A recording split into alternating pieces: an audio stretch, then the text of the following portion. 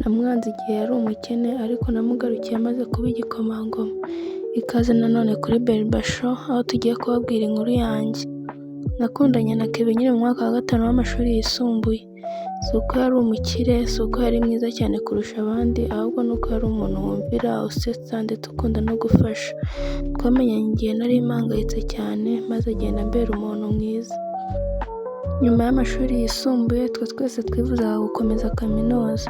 Njye nagize amahirwe yo kubona inkunga ariko Kevin amahirwe ntiyamusekeye. Nta mafaranga yo kwishyura kaminuza yagiraga kandi nta n'umuryango wamufashaga.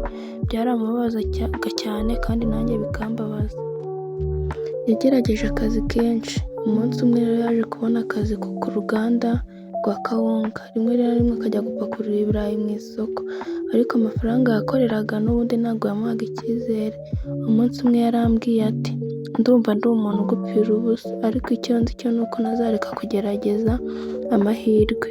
Inshuti zanjye nazo zarabibonaga gusa zancaga intege zikambwira ziti umukobwa wize ufite ubwenge ukwiye umuntu ukomeye pe, ni umusore naho yakugeza naho yakuganisha.